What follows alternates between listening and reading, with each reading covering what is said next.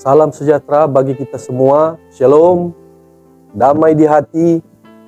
Terpujilah Tuhan oleh karena berkat dan cinta kasih sayangnya kita boleh kembali dipertemukan dalam channel YouTube Marturia Bukit Kasih Grian Permai, wilayah Bitung 13.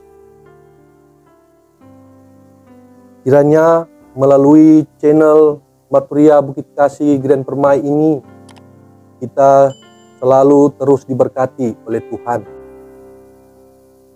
Saudaraku yang dikasihi dan diberkati Tuhan, marilah kita selalu terus belajar dan belajar tentang firman Tuhan dan kita melakukannya setiap hari.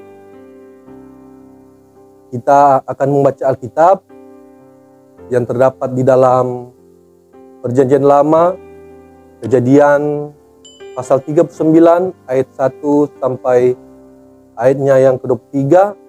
Namun sebelum itu mari kita minta tuntunan Roh Kudus. Kita berdoa. Ya Tuhan, Allah Bapa yang kami sembah di dalam nama Yesus Kristus. Pujian syukur kami persembahkan kepadamu sebab Engkau begitu mengasihi kami. Engkau senantiasa menjaga, melindungi, dan memberkati kami.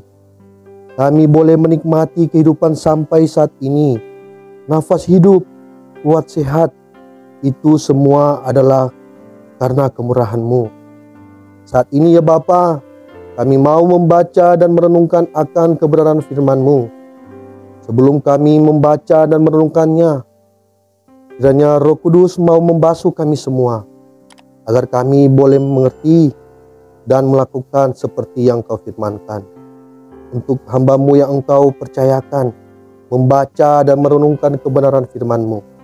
Jamalah hamba-Mu ini, sembunyikan hamba-Mu di balik kuasa anugerah-Mu, agar yang nampak hanyalah kemuliaan-Mu. Pakailah hamba-Mu ini, tapi kuasa Roh Kudus yang berkata-kata melalui hamba-Mu ini. Berfirmanlah Tuhan, karena kami telah siap menerima. Di dalam nama Tuhan Yesus, firman yang hidup dan yang menghidupkan. Amin.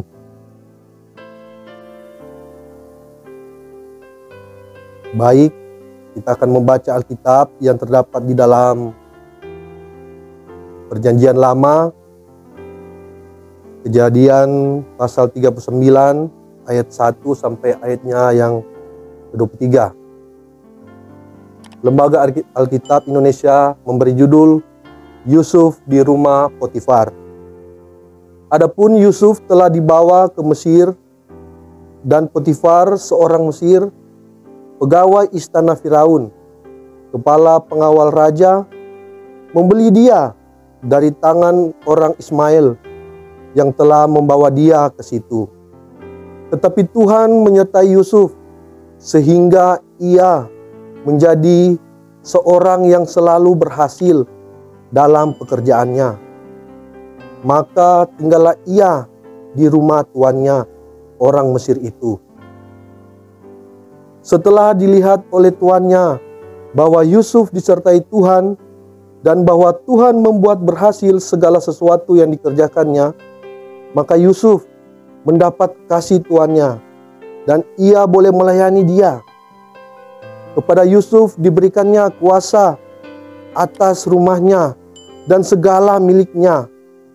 Diserahkannya pada kekuasaan Yusuf.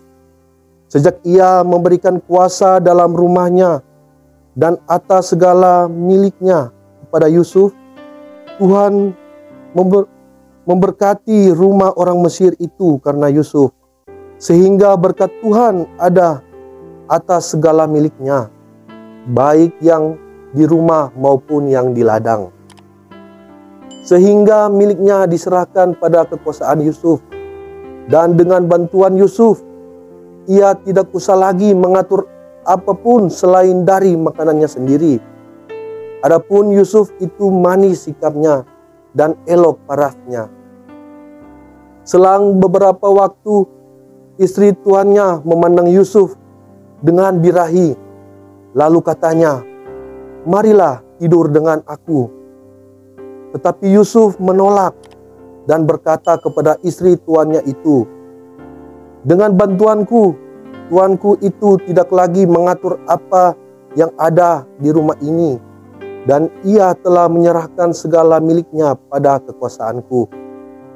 Bahkan di rumah ini ia tidak lebih besar kuasanya daripadaku, dan tiada yang tidak diserahkannya kepadaku selain daripada engkau, sebab engkau istrinya.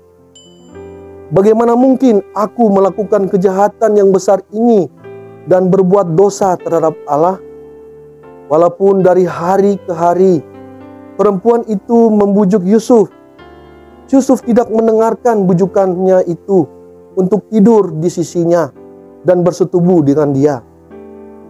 Pada suatu hari, masuklah Yusuf ke dalam rumah untuk melakukan pekerjaannya. Sedang dari seisi rumah itu, seorang pun tidak ada di rumah.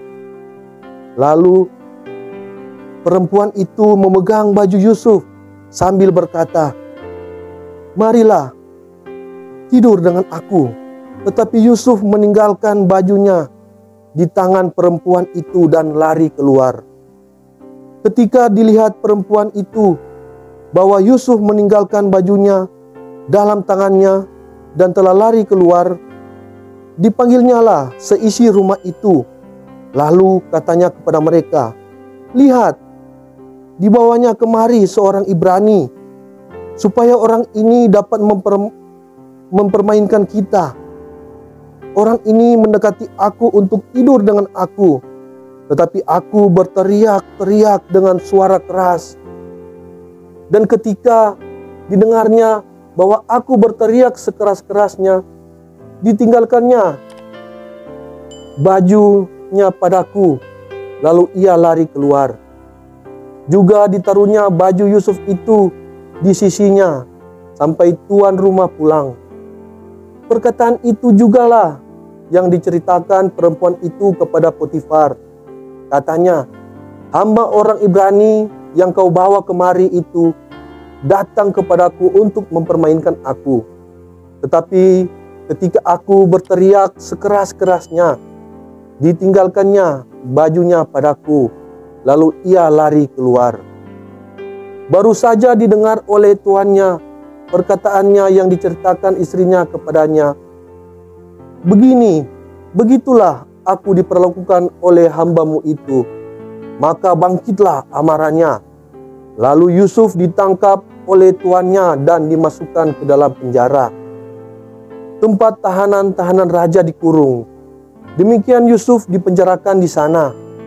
Tetapi Tuhan menyertai Yusuf dan melimpahkan kasih setianya kepadanya, dan membuat Yusuf kesayangan bagi kepala penjara itu. Sebab itu kepala penjara mempercayakan semua tahanan dalam penjara itu kepada Yusuf, dan segala pekerjaan yang harus dilakukan di situ, dialah yang mengurusnya. Dan kepala penjara tidak mencampuri segala yang dipercayakannya kepada Yusuf, karena Tuhan menyertai dia, dan apa yang dikerjakannya dibuat Tuhan berhasil. Demikian pembacaan Alkitab. Sekarang kita akan menjabarkan trilogi pembangunan jemaat di tanggal 7 Mei sampai tanggal 13 Mei tahun 2023 dengan tema mingguan Tuhan menyertai dan memberkati orang yang setia. Alasan pemilihan tema, setiap orang akan sangat senang ketika didampingi oleh orang yang setia. Sebab orang yang setia memiliki ketetapan dan keteguhan hati, patuh dan taat. Seorang akan bahagia ketika bersama istri atau suami yang setia, yang memegang teguh janji perkawinan tanpa pernah mengkhianati, walaupun di tengah tantangan dan godaan. Orang yang setia akan dikatakan setia apabila sudah teruji dan terbukti. Pernahkah kita berpikir untuk menjadi orang yang setia? Sikap setia sangat penting dimiliki oleh orang Kristen di tengah perubahan zaman yang terjadi sekarang dan akan datang. Perubahan itu lebih cepat dikarenakan semakin majunya teknologi digital yang mempengaruhi pada pola pikir, perilaku ataupun gaya hidup manusia. Gaya hidup manusia cenderung hedonis, yaitu mengejar kenikmatan duniawi semata. Hedonis menjadi paham yang begitu menggoda, yang bisa membuat orang menghalalkan segala cara untuk mencapai tujuannya. Mendapatkan uang, jabatan, kekuasaan, kekayaan, dan popularitas. Untuk menang dari godaan sebagai orang yang beriman kepada Yesus Kristus, maka jadilah pribadi yang setia. Karena Tuhan menyertai dan memberkati orang yang setia. Ini yang menjadi tema dalam perenungan Kejadian pasal 39 ayat 1 sampai dengan ayatnya yang ke-23. Pembahasan tematis, pembahasan teks Alkitab. Kitab Kejadian terdiri dari 50 pasal, 1533 ayat dan 81 perikop. Menceritakan awal mula Tuhan Allah menciptakan langit dan bumi serta segala isinya. Pemanggilan Abraham menjadi nenek moyang Israel dan asal-usul orang Yahudi menjadi milik kepunyaan Allah. Khusus Kejadian pasal 39 ayat 1 sampai dengan ayatnya yang ke-23 tentang Yusuf di rumah Potifar.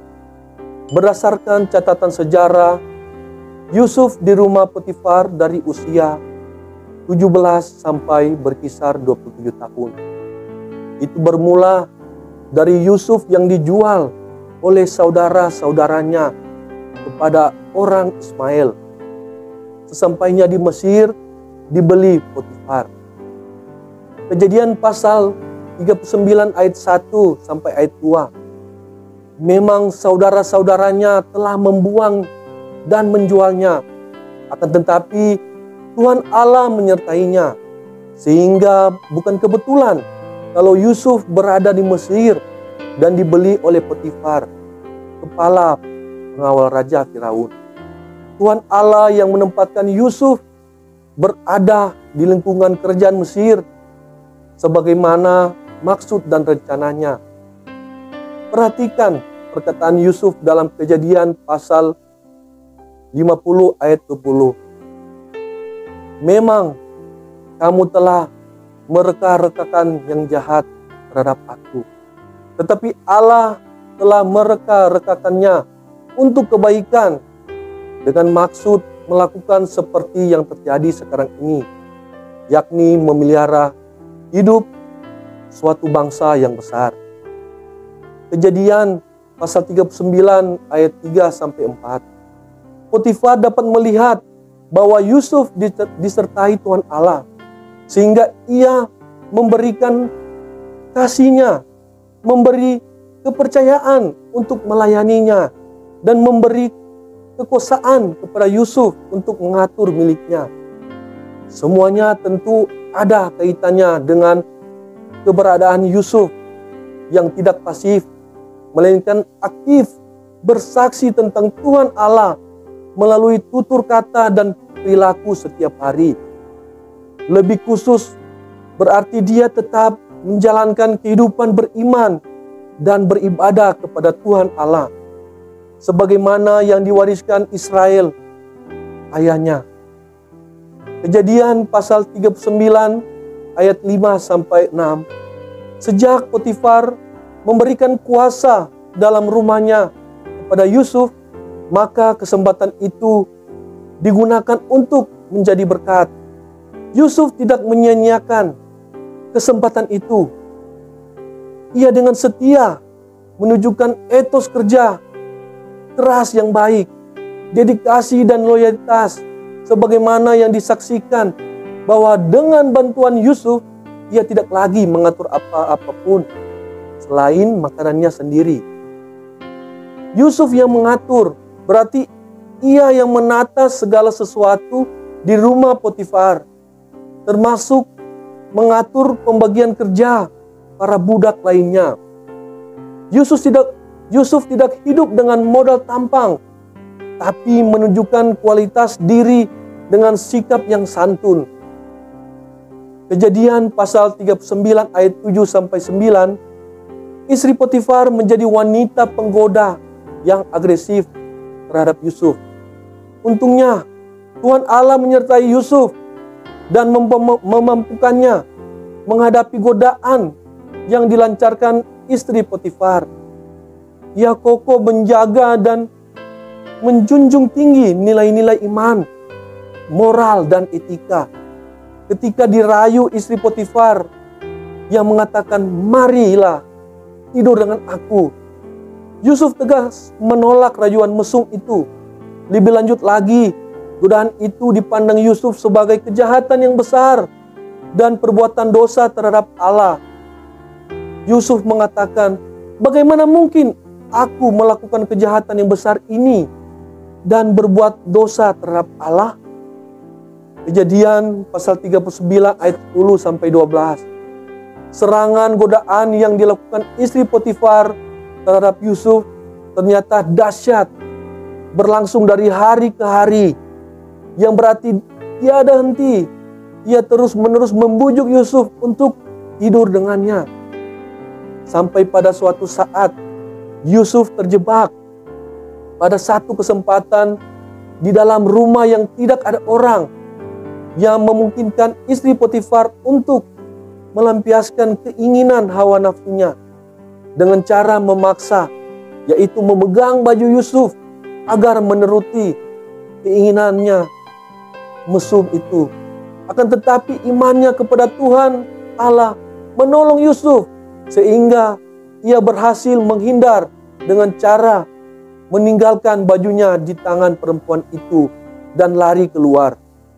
Terbukti saat menghadapi godaan, Yusuf tidak berdiam diri dan pasrah pada keadaan, melainkan berusaha keluar dan menjauh dari godaan dengan cara lari keluar dari suasana itu. Kejadian pasal 39 ayat 13-20 diceritakan bagaimana istri Potifar menyerangi Yusuf dengan tuduhan palsu. Ia berusaha merekayasa bukti dan peristiwa yang terjadi dengan tipu muslihat, memutar balikan fakta dan kebenaran, sehingga orang banyak percaya pada cerita bohongnya. Demi menutup aibnya sendiri, ia berusaha memainkan drama kebohongan di depan suaminya dengan berkata, "Hamba orang Ibrani yang kau bawa kemari itu datang kepadaku untuk mempermainkan aku. Tetapi ketika aku berteriak sekeras-kerasnya, ditinggalkannya bajunya padaku, lalu ia lari keluar." Potifar percaya pada cerita istrinya, padahal semua itu adalah fitnah belaka.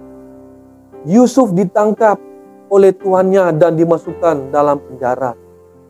Kejadian pasal 39 ayat 21-23. Yusuf setia kepada Tuhan Allah, namun ia difitnah, dihukum dan dipenjarakan. Meskipun begitu, Yusuf justru menjadi seorang pemuda yang berkembang dengan kualitas kerohanian yang baik, tangguh menghadapi tantangan, godaan, dan bertanggung jawab. Semua itu menjadi pelajaran yang berharga dalam pribadi Yusuf. Tuhan Allah membentuk Yusuf begitu luar biasa. Sekalipun ada di penjara, penjara tidak menjadi penghalang bagi Tuhan Allah untuk melimpahkan kasih setianya kepada Yusuf. Tuhan membuat Yusuf menjadi kesayangan bagi kepala penjara itu. Yusuf mendapat penghargaan besar dari kepala penjara, yakni mempercayakan semua tahanan dalam penjara itu kepada Yusuf, dan segala pekerjaan yang harus dilakukan di situ. Dialah yang mengurusnya. Keberhasilan Yusuf bukanlah karena kehebatan atau prestasinya semata, melainkan bentuk penyertaan dan berkat Tuhan Allah atas kesetiaan imannya. Hal itu menunjukkan bahwa ia mengerjakan sesuatu dengan berdoa, memohon berkatnya dan mengandalkan Tuhan Allah, serta setia dan taat melakukan kehendak-Nya. Kita masuk kepada makna dan implikasi firman. Pertama, makna dan implikasi firman Tuhan Allah dari Kejadian pasal 39 ayat 1 sampai ayatnya yang ke-23 yang berkaitan dengan tema yakni Tuhan menyertai dan memberkati orang yang setia kepadanya. Penyertaan Tuhan Allah yang luar biasa kepada Yusuf yang menempatkannya di tempat yang tepat sesuai rencananya bagi masa depan Israel. Tuhan Allah memberkati Yusuf dengan melimpahkan kasih setianya dan membuat berhasil apa yang dikerjakannya. Ia sangat beruntung pada situasi sulit sekalipun karena Tuhan Allah yang menopangnya, karena kesetiaannya menjaga integritas iman. Penting bagi warga gereja untuk belajar dari Yusuf bagaimana menjadi orang yang setia dan taat pada kehendak Tuhan Allah. Kesetiaan Yusuf sangat teruji dan terbukti ketika ia mengambil keputusan untuk takut kepada Tuhan Allah daripada istri Potifar, sekalipun harus menanggung fitnah dan dipenjarakan. Menjadi orang yang setia menjadi hal penting di tengah realitas dekadensi iman dan moral warga gereja yang menghadapi gencarnya godaan dunia seperti uang, harta, jabatan, popularitas, seks bebas, dan kekuasaan. Untuk itu, gereja Tuhan dalam gerak pelayan harus tetap ada dalam rencana penyelamatan Tuhan Allah bagi umat manusia dan seluruh ciptaannya. Sehingga yang penting bagi gereja adalah setia kepada Tuhan Allah, karena Ia yang mengatur segala sesuatu menjadi baik adanya. Gereja yang mengatur segala sesuatu menjadi baik adanya. Gereja tetaplah tunduk pada penyertaan Tuhan Allah melalui kuasa Roh Kudus. Dengan demikian gereja akan selalu berada di tempat yang benar dan akan berhasil dalam memberitakan Injil Yesus Kristus melalui persekutuan, kesaksian, dan berdiakonia, dan menang di tengah godaan dunia yang semakin hedonis. Gereja perlu semakin intens mengedukasi warganya dengan meningkatkan peran keluarga Kristen, pelayan khusus, dan partisipasi jemaat dengan memaksimalkan kualitas pengembalaan dan bimbingan rohani orang tua terhadap anak-anak supaya menjadi pribadi yang taat, setia kepada Tuhan Allah. Kita masuk di makna dan implikasi firman. Makna dan implikasi firman ada 6. Yang pertama, makna dan implikasi firman Tuhan Allah dari Kejadian pasal 39 ayat 1 sampai 23 yang berkaitan dengan tema yakni Tuhan menyertai dan memberkati orang yang setia kepadanya. Penyertaan Tuhan Allah yang luar biasa kepada Yusuf yang menempatkannya di tempat yang tepat sesuai rencananya bagi masa depan Israel. Kedua, Tuhan Allah memberkati Yusuf dengan melimpahkan kasih setianya dan membuat berhasil apa yang dikerjakannya. Ia sangat beruntung pada situasi sulit sekalipun, karena Tuhan Allah yang menopangnya, karena kesetiaannya menjaga integritas iman. Ketiga, penting bagi warga gereja untuk belajar dari Yusuf bagaimana menjadi orang yang setia dan taat pada kehendak Tuhan Allah. Kesetiaan Yusuf sangat teruji dan terbukti ketika ia mengambil keputusan untuk takut kepada Tuhan Allah daripada istri Potifar, sekalipun harus menanggung fitnah dan dipenjarakan. Keempat, menjadi orang yang setia menjadi hal penting di tengah realitas dekadensi iman dan moral warga gereja yang menghadapi gencarnya godaan dunia seperti uang, harta, jabatan, popularitas, seks bebas, dan kekuasaan. Untuk itu gereja Tuhan dalam gerak pelayan harus tetap ada dalam rencana penyelamatan Tuhan Allah bagi umat manusia dan seluruh ciptaannya. Sehingga yang penting bagi gereja adalah setia kepada Tuhan Allah, karena Ia yang mengatur segala sesuatu menjadi baik adanya.